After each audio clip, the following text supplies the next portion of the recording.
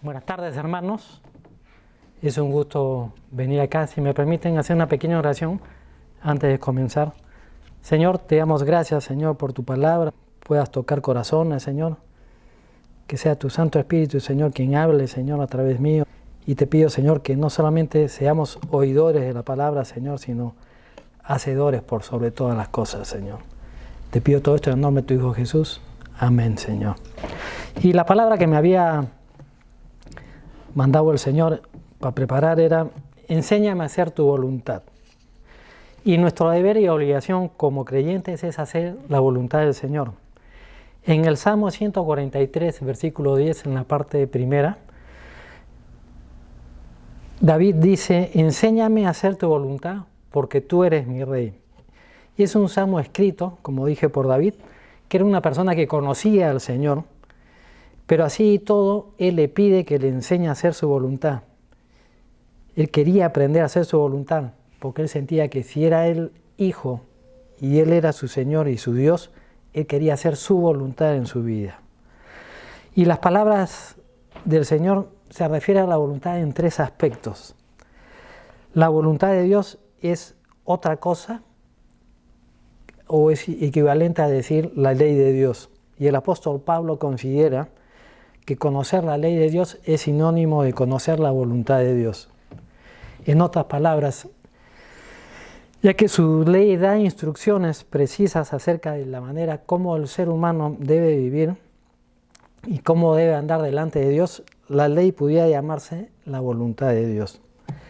Y la ley significa instrucciones y abarca toda la palabra de Dios. Por eso es necesario leer su palabra, meditarla y conocerla a profundidad. También se emplea la frase la voluntad de Dios para denominar cualquier cosa que Dios desea expresamente. A eso se le pudiera llamar la voluntad perfecta de Dios. Por ejemplo, es la voluntad revelada de Dios que todos se salven y que ningún creyente salvado caiga de la gracia. Esto no quiere decir que todo el mundo será salvo, sino solo que Dios desea la salvación para todo el mundo. Y por último, la voluntad de Dios puede referirse a lo que Dios permita que ocurra, aunque cuando Él no desea específicamente que suceda.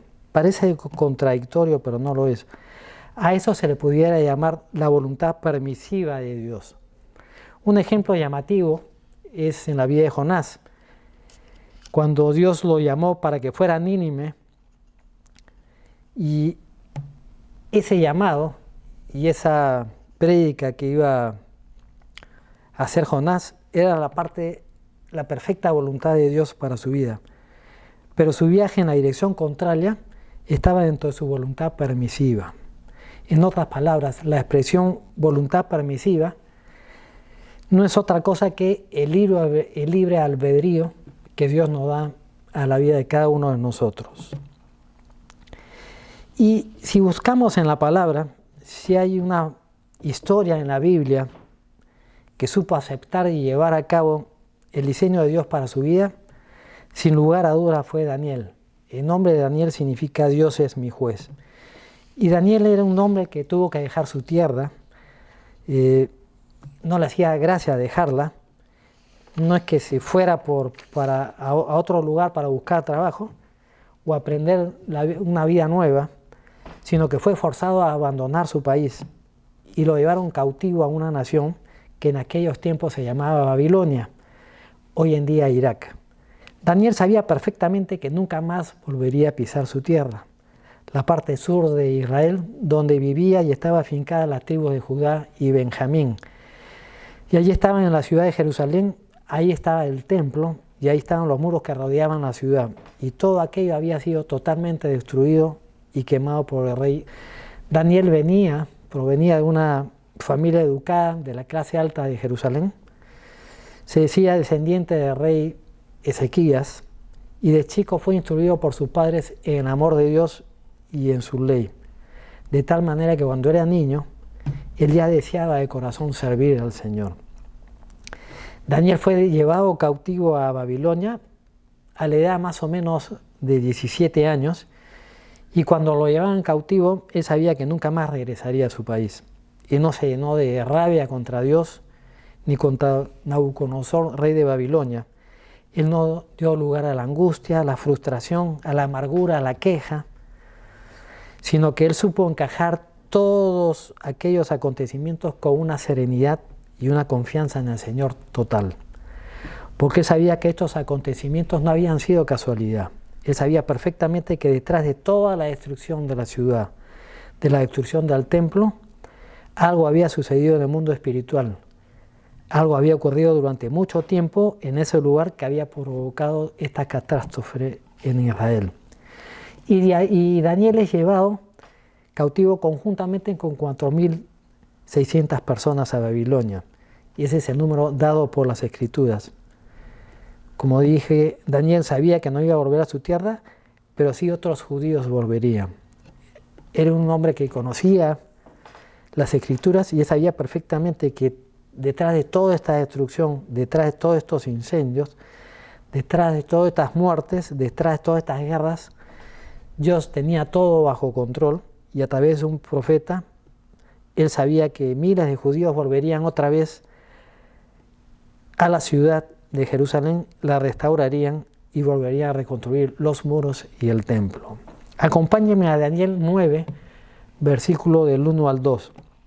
Y dice así: en el año primero de Darío, hijo de Asuero, de la nación de los Medos, que vino a ser rey sobre el reino de los caldeos, en el año primero de su reinado, yo, Daniel, miré atentamente en los libros el número de años que habló Jehová al profeta Jeremías, que habían de cumplirse las desolaciones de Jerusalén en 70 años.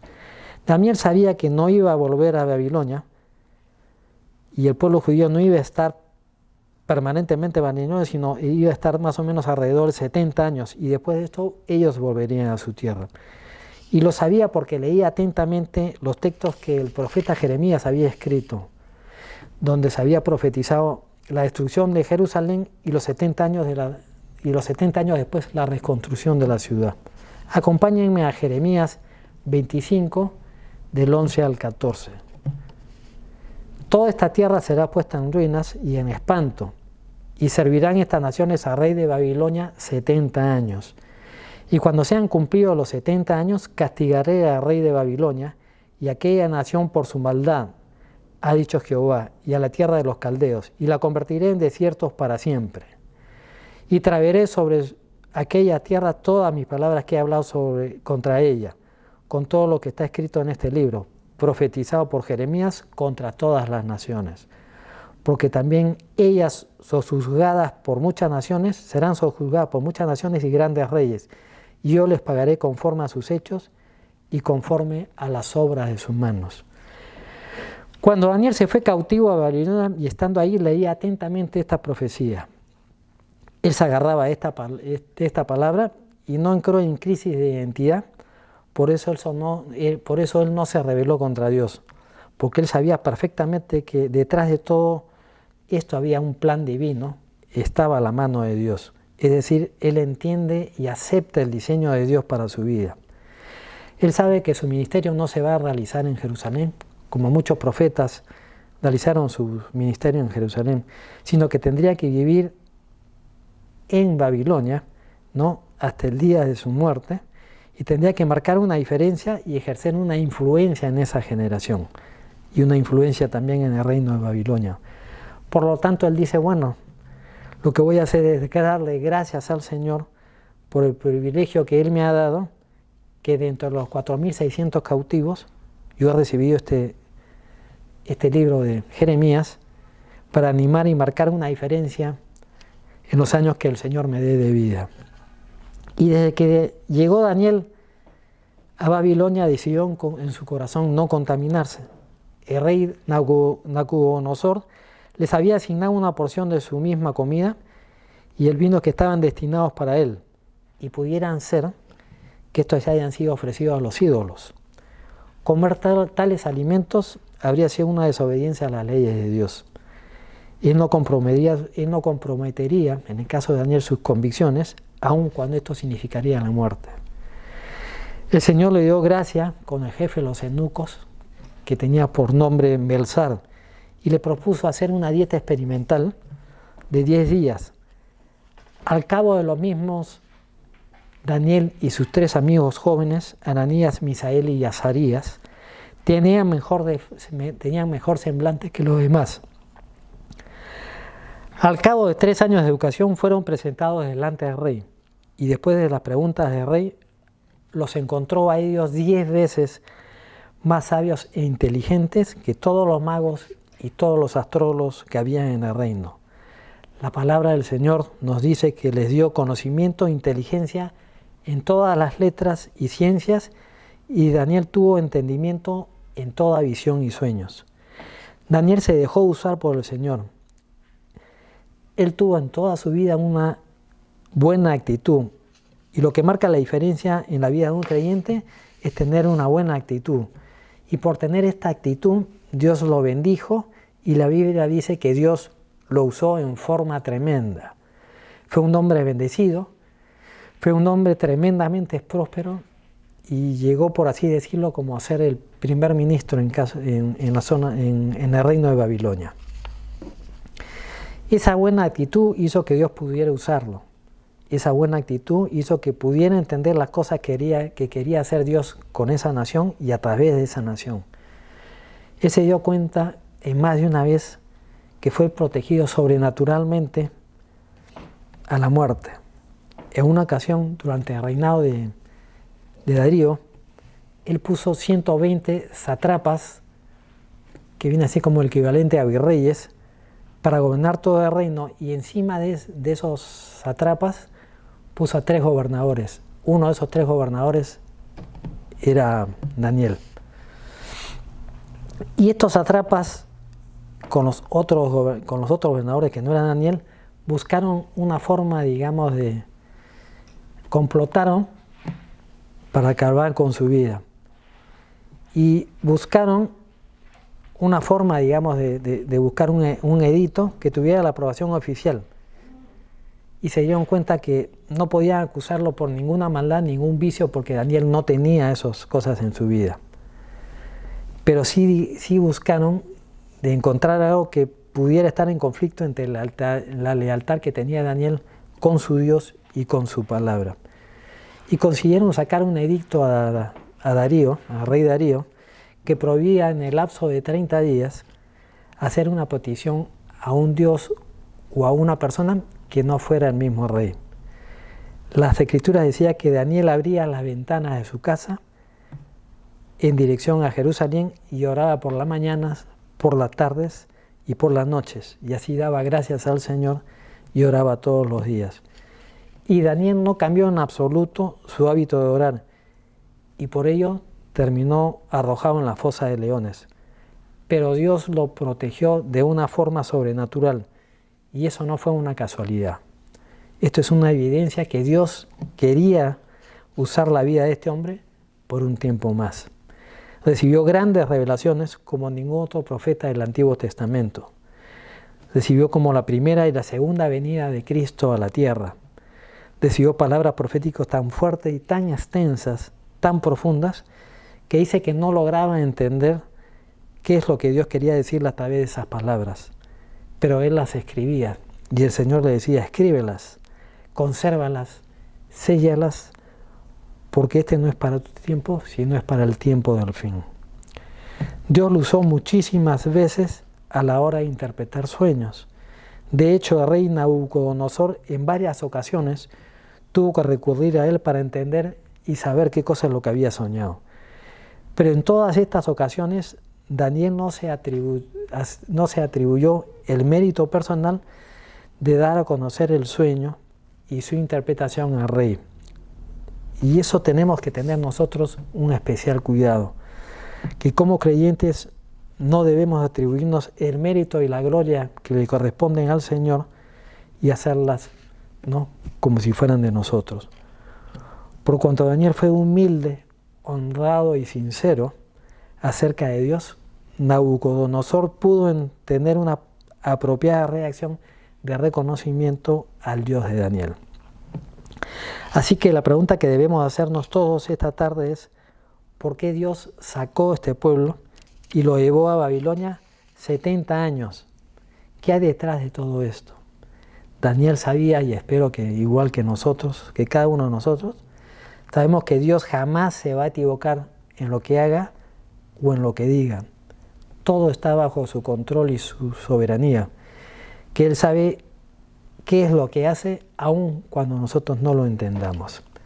Daniel sabía que a su Dios al cual él amaba y adoraba, no obra jamás guiado por un sentido de egoísmo e injusticia.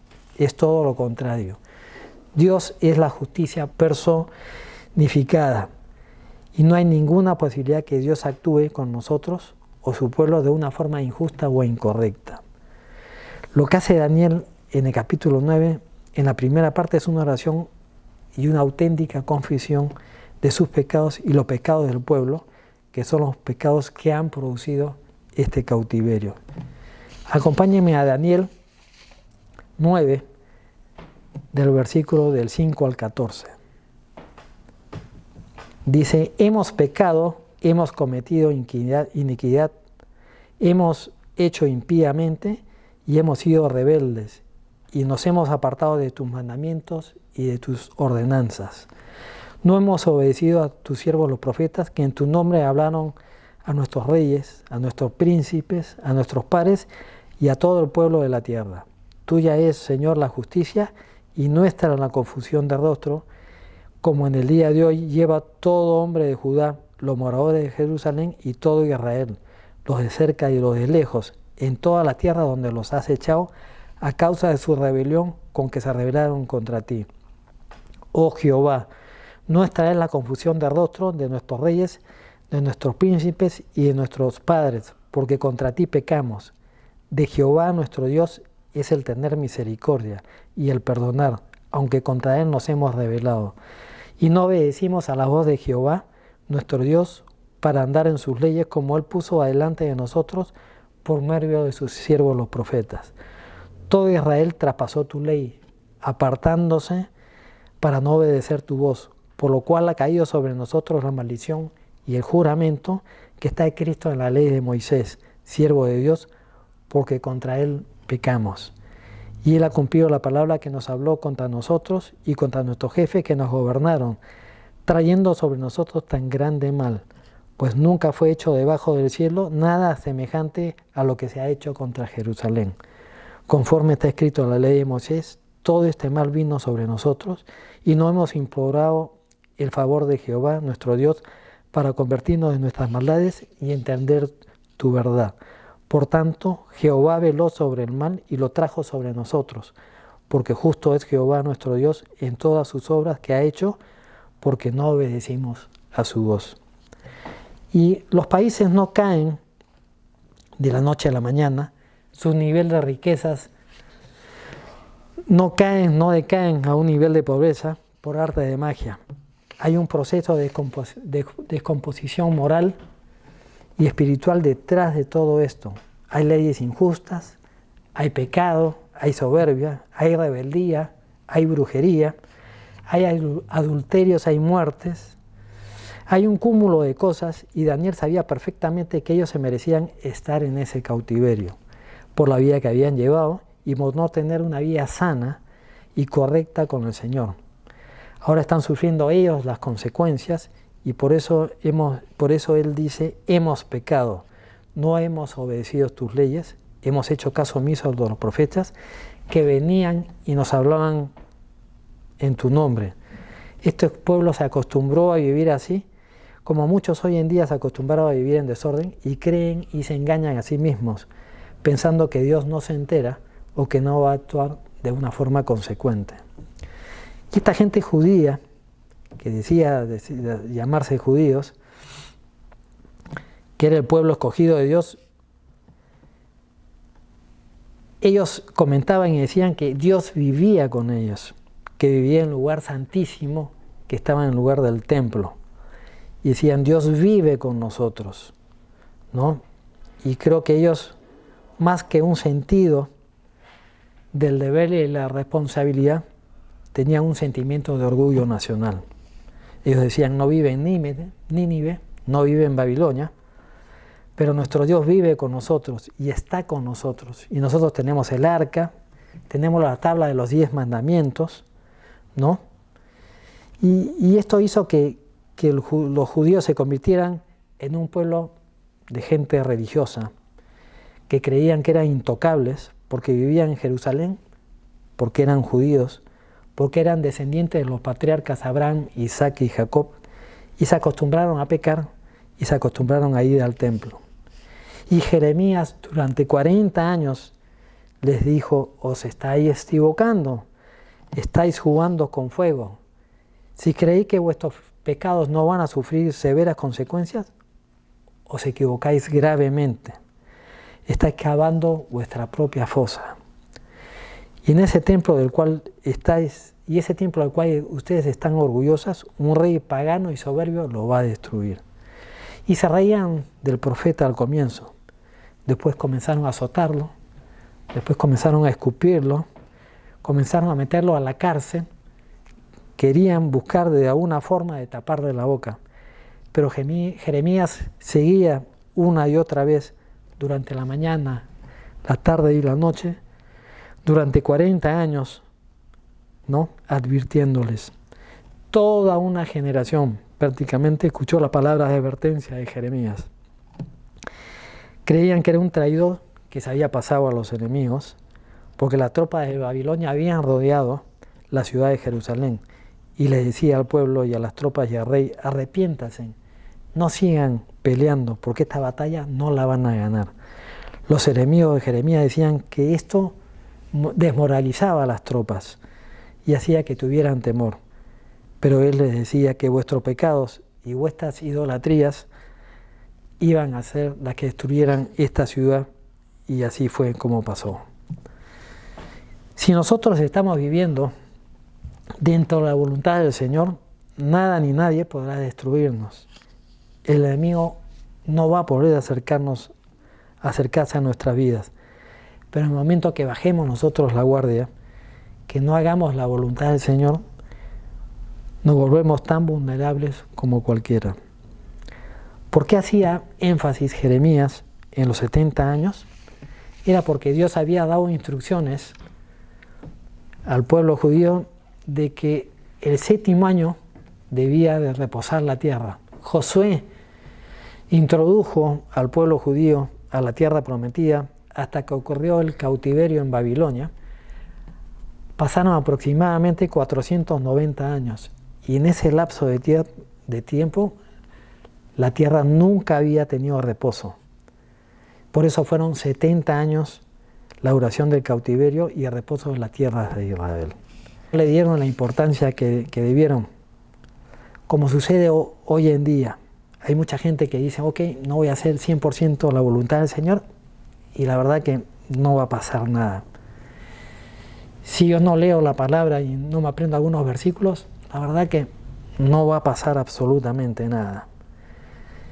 Si no apoyo la obra del Señor con mis diezmos y ofrendas, no creo que pase nada.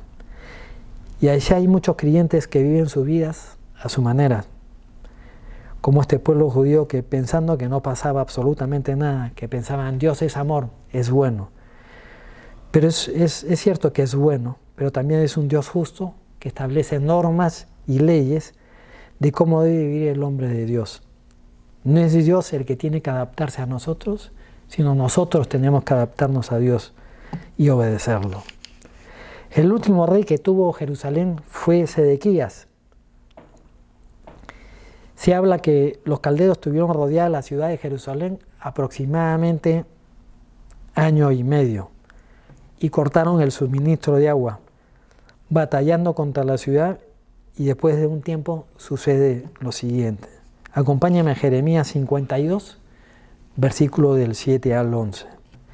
Y fue abierta una brecha en el muro de la ciudad, y todos los hombres de guerra huyeron, y salieron de la ciudad de noche por el camino de la puerta entre los dos muros que habían cerca del jardín del rey, y se fueron por el camino de Arabá, estando aún los caldeos junto a la ciudad alrededor. Y el ejército de los caldeos siguió al rey y alcanzaron a Sedequías en los llanos de Jericó, y lo abandonó todo su ejército. Entonces prendieron al rey y le hicieron venir al rey de Babilonia, a Ribla, en la tierra de Amat, donde pronunció sentencia contra él. y degolló el rey de Babilonia a los hijos de Sedequías delante de sus ojos. Y también degolló en Ribla a todos los príncipes de Judá. No obstante, el rey de Babilonia solo le sacó los ojos a Sedequías y lo ató con grillos y lo hizo llevar a Babilonia y lo puso en la cárcel hasta el día de su muerte. ¿Te gustaría terminar tu vida como en el caso de Sedequías? La verdad que duro, ¿no? Esto se podía haber evitado. Jeremías le dijo: ríndete, dice el Señor. Dios ya no está con nosotros. ¿Quieres pretender que Dios nos defienda cuando ustedes no quieren saber nada de Dios? Si uno tiene el respaldo de Dios, pelea hasta la muerte. Pero si Dios no te respalda, no tienes de qué agarrarte.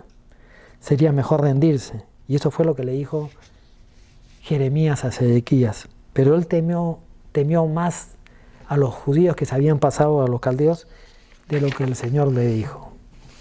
Y la verdad que ¿qué necesidad tiene la gente de sufrir? ¿Qué necesidad tiene la gente de tocar fondo? De acabar sus vidas en una forma violenta. El Señor nos dice en su palabra que la paga del pecado siempre va a ser la misma, es la muerte. Pero algunos a veces no lo creen. Los ojos del Señor recorren toda la tierra y Él sabe perfectamente cómo estamos y sabe perfectamente lo que hacemos. Miren cómo vienen las cosas. Primero el Señor te manda una palabra para sacudirte a la gente, para amonestarla, para poder abrirle los ojos. No haces caso, matas al vocero del mensaje, no quieres oír, después viene el castigo y viene el juicio del Señor. Ustedes que aman tanto esta tierra, le dijo a los judíos, fuera de aquí, esta tierra es mía.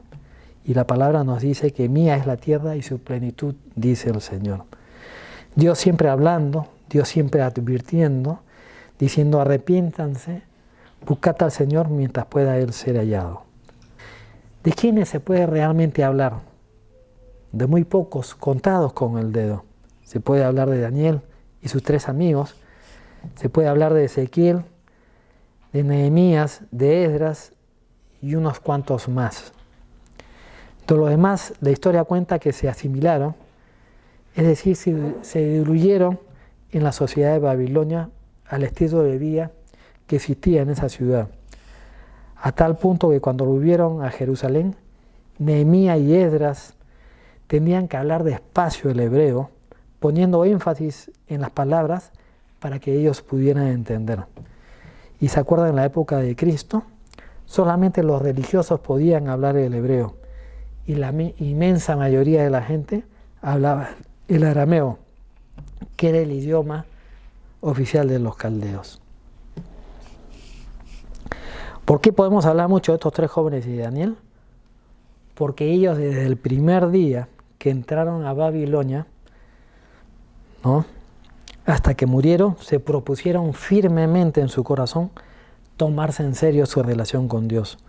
Por eso pasaron a la historia como hombres de Dios. Por eso fueron usados a la hora de interpretar sueños, fueron salvados los leones del fuego de los enemigos, y el que toma en serio su relación con Dios, Dios lo bendice, lo protege y está con él.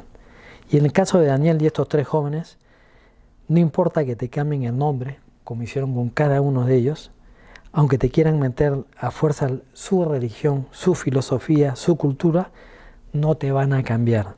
Te pondrán cambiar todo lo que es de afuera, todo lo externo. Pero por dentro, el hombre de Dios no se puede cambiar porque ha puesto su mirada y su confianza en el Señor. Veamos un ejemplo de una vida que no hizo la voluntad del Señor. Acompáñenme a 1 Samuel 15, versículo del 1 al 3.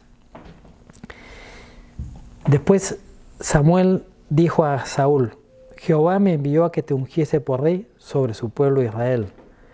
Ahora pues está atento a las palabras de Jehová. Así ha dicho Jehová de los ejércitos: yo castigaré lo que hizo Amalec a Israel al oponérsele en el camino cuando subían de Egipto. Ve pues, hiere a Amalec y destruye todo lo que tiene, y no te apiadas de él. mata hombres, mujeres, niños y aún lo despecho vacas, ovejas, camellos y asnos. Y Saúl convocó al pueblo a la batalla. Eran aproximadamente como 200.000 que ellos llevaban y 10.000 de Judá.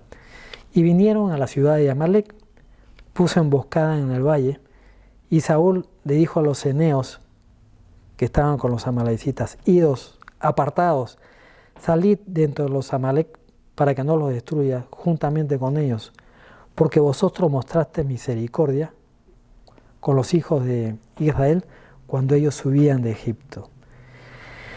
Saúl y el pueblo derrotaron a los amalecitas, pero perdonaron al rey de Agag y a lo mejor de las ovejas, al ganado mayor, a los animales engordados y a los carneros y de todo lo bueno, y no lo quisieron destruir, mas todo lo que era vil y despreciable destruyeron. Y vino palabra de Jehová a Samuel diciendo: me apena haber puesto por rey a Saúl, porque se ha vuelto en pos de mí y no ha cumplido mis palabras. Samuel se entristeció y clamó a Jehová toda aquella noche. Samuel temprano se levantó a buscar a Saúl, y cuando lo encontró, Saúl le dijo: yo he hecho la palabra de Jehová. Y Samuel le dijo: ¿y qué es ese balido de ovejas y bramido de vacas que escucho en mis oídos? Y Saúl le respondió: de Amalec lo han traído, porque el pueblo perdonó lo mejor de las ovejas y de las vacas para sacrificarlas a Jehová tu Dios, pero lo demás lo destruimos. Es increíble porque es una forma, digamos, de limpiarse y lavarse las manos y no afrontar su responsabilidad de lo que él había recibido como instrucción del Señor. Y lo que es más y que llama la atención es que ya Jehová no era su Dios, sino era el Dios de Samuel.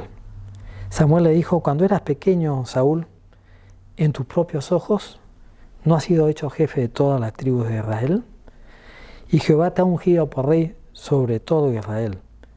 Y Jehová te mandó en una misión y dijo: ve y destruye a los pecadores de Amalec y hazle guerra hasta que los acabes.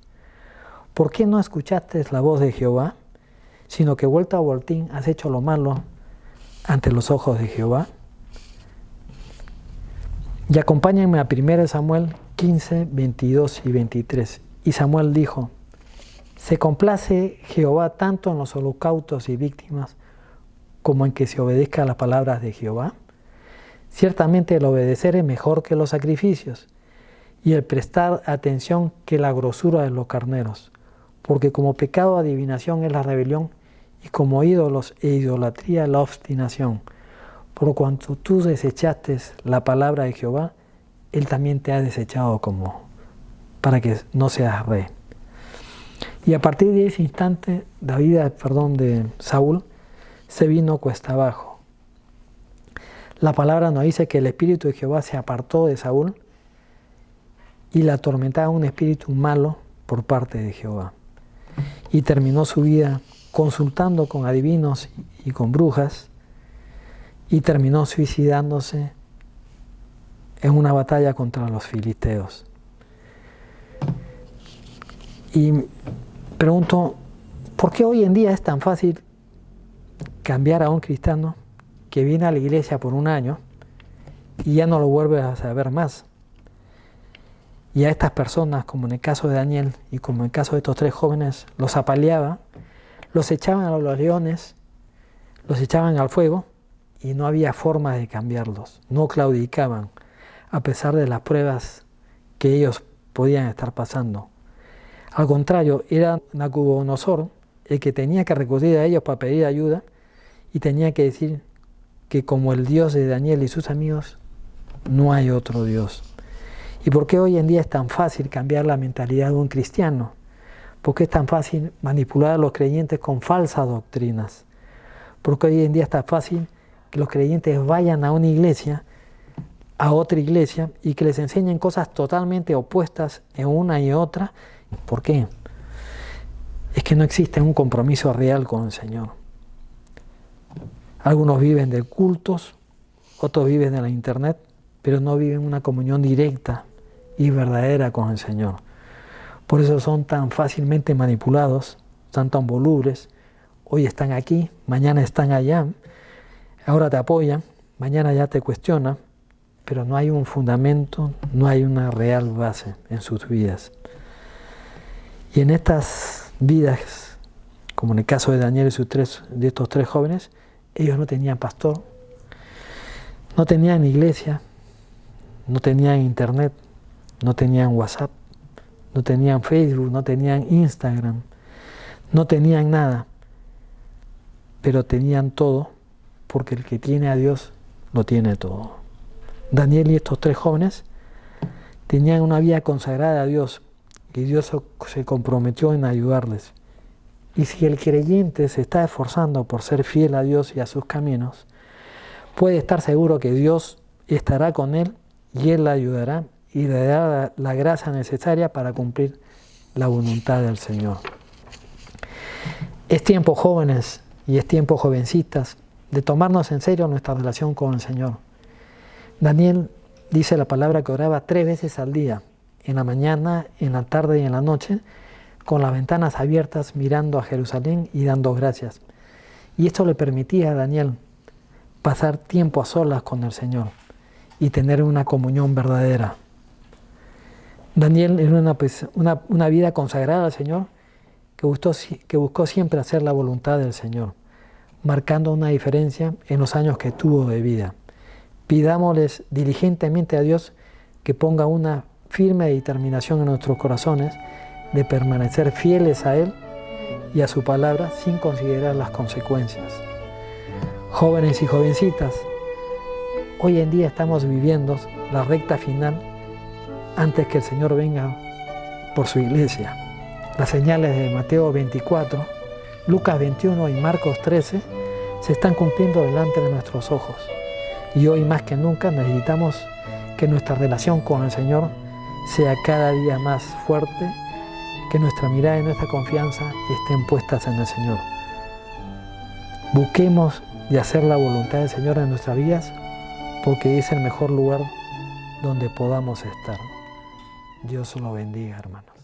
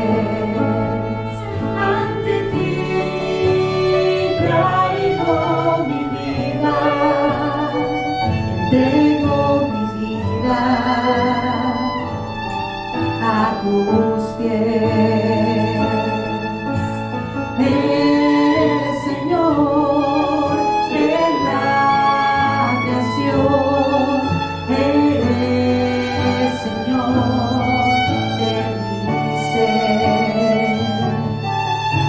Compraste mi vida con tu sangre bendita, te humillaste hasta la muerte en la cruz. Y es por eso que me doy y me niego en tu cruz. Me humillo, mi Señor Jesús. Hoy me rindo a tus pies, me consagro ante tu altar. Yo quiero hacer, Señor, tu voluntad. Yo me abro ante ti y me expongo ante tu luz y presento todo lo que soy, Jesús. Yo te ofrezco hoy mi ser, te lo entrego, mi Señor. Recibe el regalo de mi amor. Recibe el